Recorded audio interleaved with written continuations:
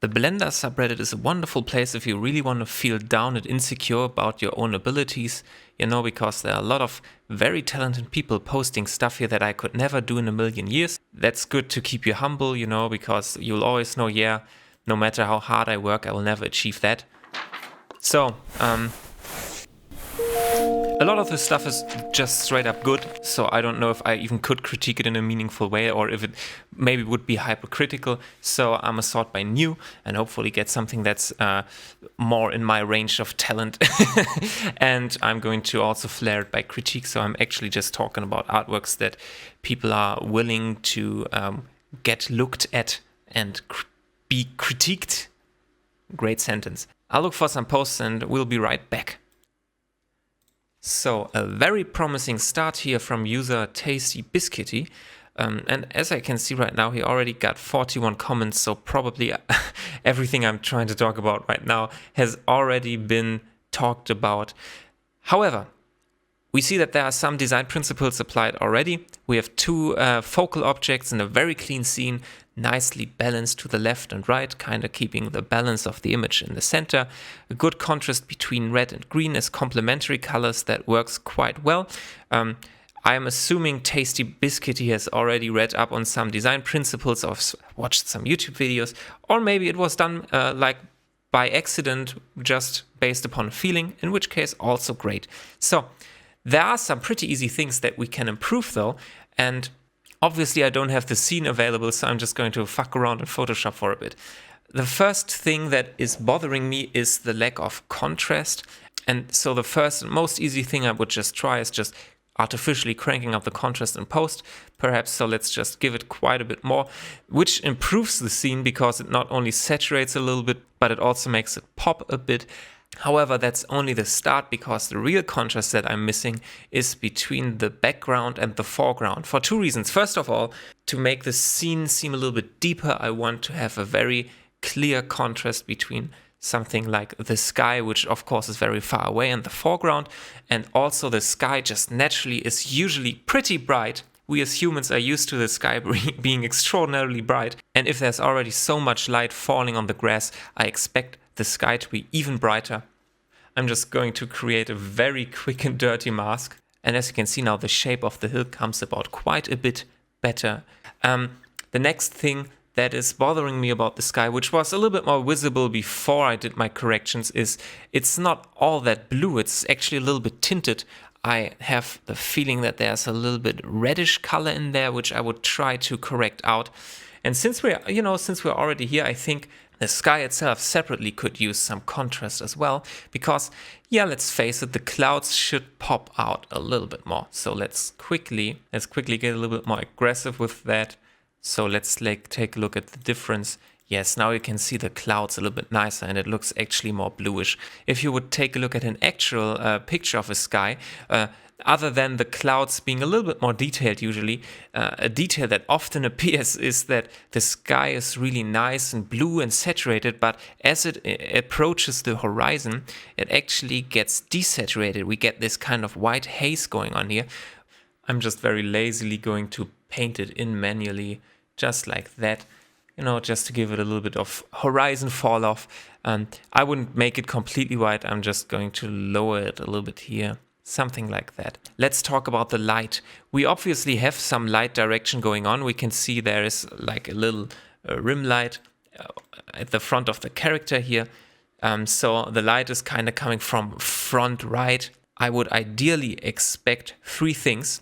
First of all, I would like to have the same rim light on the character's arm on the hills here. Maybe you have to add like a second sunlight without a shadow or something. Try to work out this edge and this edge here.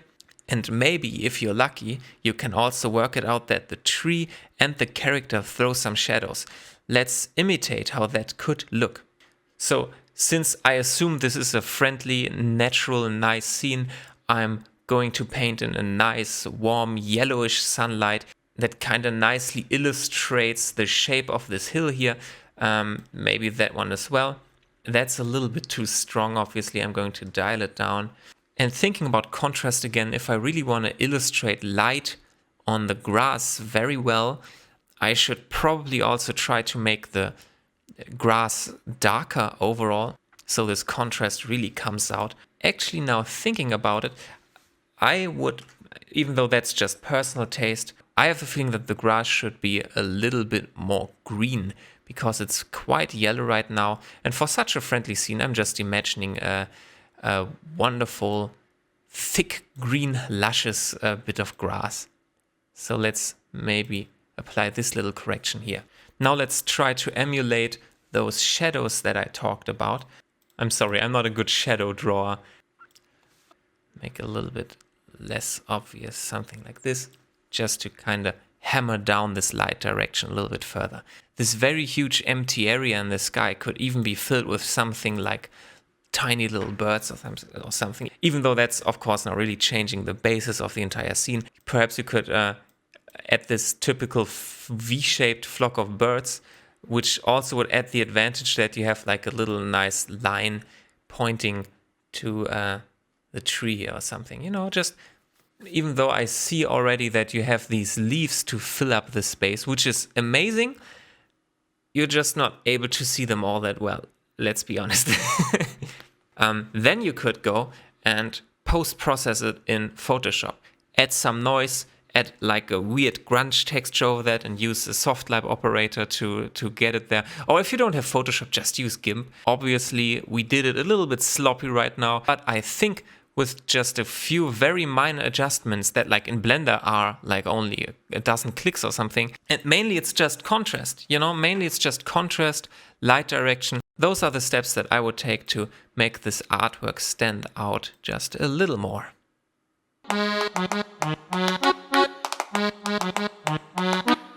I feel like I have to hurry up a little bit now. I talked way too long.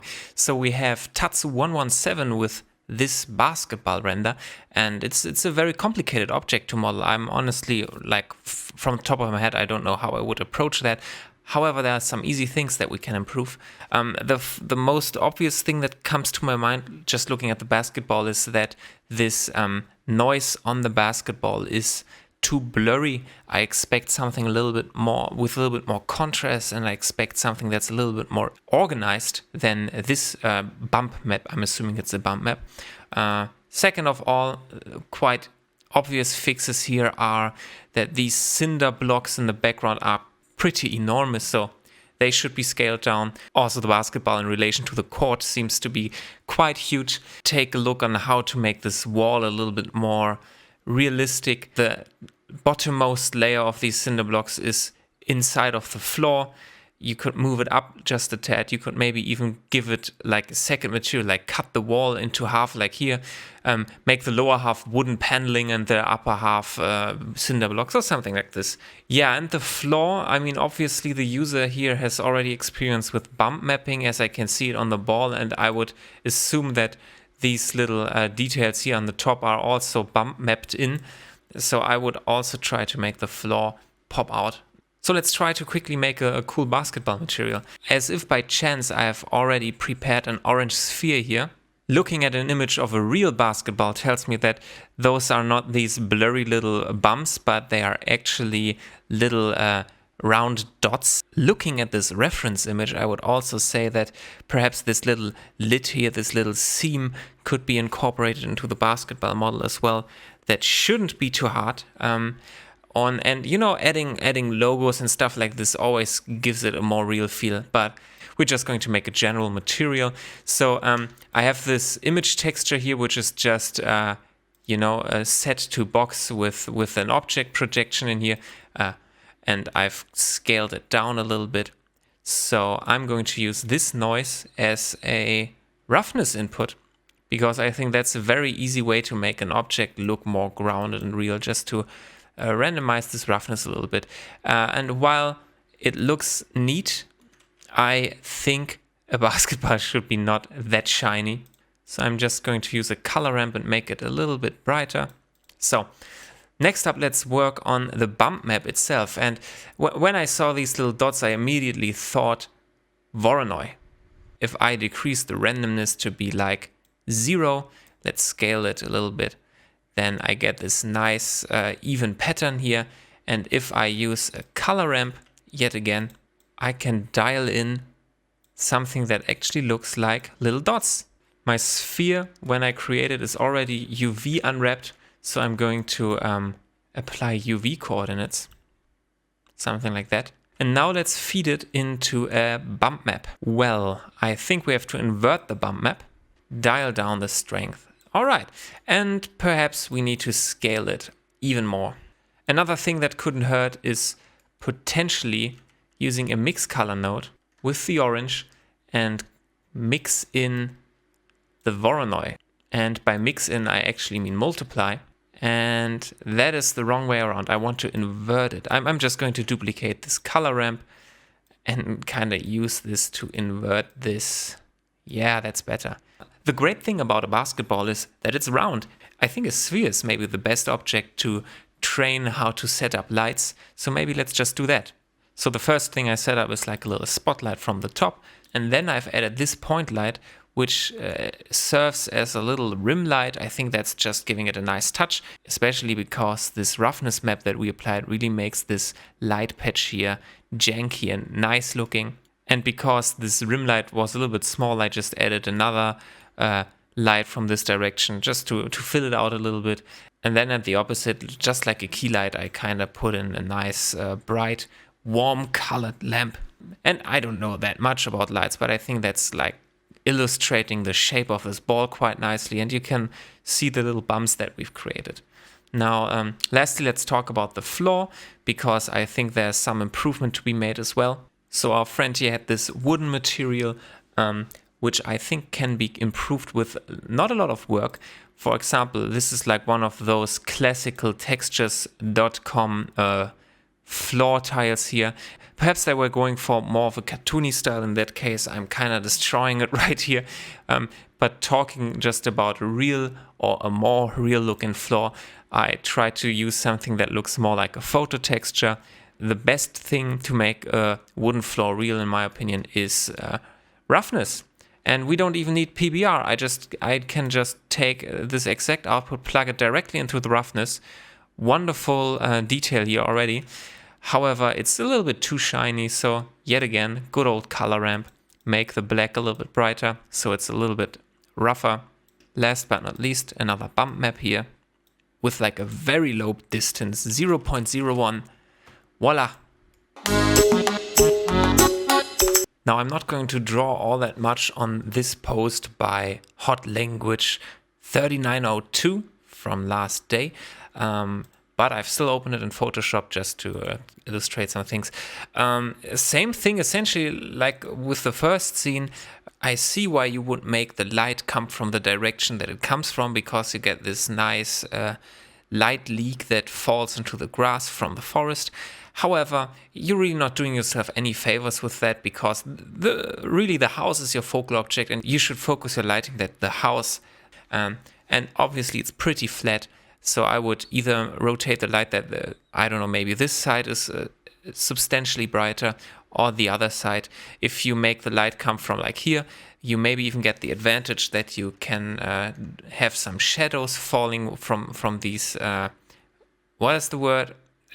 I forgot the word. Beams, from these wooden beams. That could be nice. And the problem, of course, is that you would lose, as I said, these nice light leaks. First of all, I mean, you would still see them just going in the other direction. By the way, I would maybe extend this grass. It looks weird. It looks like the plane is just ending here. So either I'm expecting to see something else than just plain white through the leaves.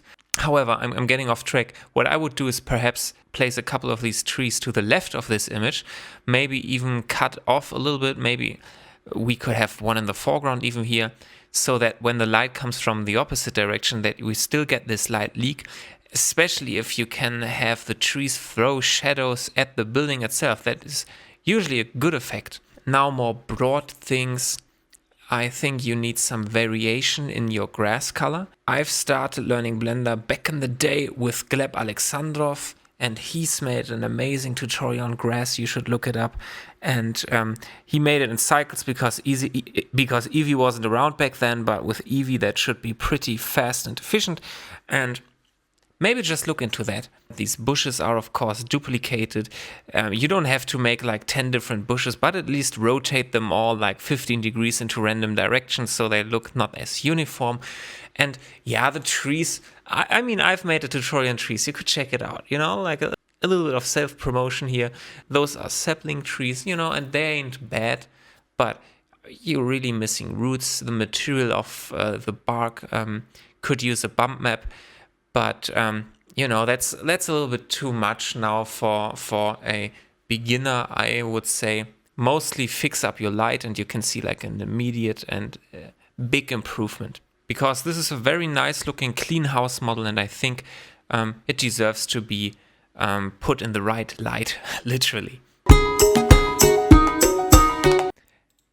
Next up, your boy, Lemon Boy 100, posted this render, which looks amazing. Let me quickly make it a little bit bigger. And hey, I don't have a lot to critique here, but maybe we can find one or two small little improvements. Let's just take a look. So my eyes are drawn to a couple things. First of all, I think the stones here, as they are right now, could be a little bit more jagged. Same thing like with the basketball, as in the surface detail, the surface imperfections are a little bit washed out. They could perhaps use a bit of contrast. Another thing that I saw are these emissive parts here of this ring model. I think they shouldn't be as uniform. I assume that there's probably already a little bit of bloom there. If not, you could add it or even make it a little bit stronger if you already have it. Maybe take a look on how to get a little bit of gradient in here, like so that these lights don't look all that uniform all over, I just saw that these rings could use a little bit more subdivision, I can see where, I don't know, what is the word? Today I'm struggling with words, it's like 1 a.m. right now. But just make it a little bit smoother and a little bit more subdivided. That would help, I think. And the figure here in the middle is already a wonderful object that your eyes are drawn to, but it could just be a little bit brighter, It could use like, 10% more brightness. And the very last thing that I would change, I assume that this is a ring sticking out of the ground and not an entrance to a cave. If it's an entrance to a cave, the same thing still applies. I would like to have a bigger hint at what to make of this shape. If it's a ring, I would do the following. I would mask out this kind of shape of your rock structure, and then I would mask out this ring. Well, I'm doing it in Photoshop. You, of course, don't have to mask out anything. In your case, I would just add a little bit of volumetric, nice blue glow to the backside of the ring. Something like that. And make it a little bit less intense. Something like this. Just so I have an idea that it's actually a ring and not a cave entrance. And if it's a cave entrance, I kind of expect some details here that, I don't know, some jagged rock edges that tell me that there's not just a void here, but actually there's some detail left. But honestly, hey, it's a great looking scene. I don't think that you can nitpick all that much here. I'm really just nitpicking and biased, Yeah, keep up the good work. And I hope everyone else has learned something from watching me ramble for hours. And I wish you all a good night. And if that was interesting to you, let me know. Perhaps we can even make something where I specifically critique your artworks from my subscribers. That would be crazy, wouldn't it? Even though I'm not sure if I can get enough artworks together to critique here. I mean, it's not like a big YouTube channel right now. But maybe in the future, if enough people would be interested, I can tell you what I would improve on your artwork. And if you're interested in seeing more of the series, let me know. And if not, yeah, too bad. Then I wasted my time. Ciao!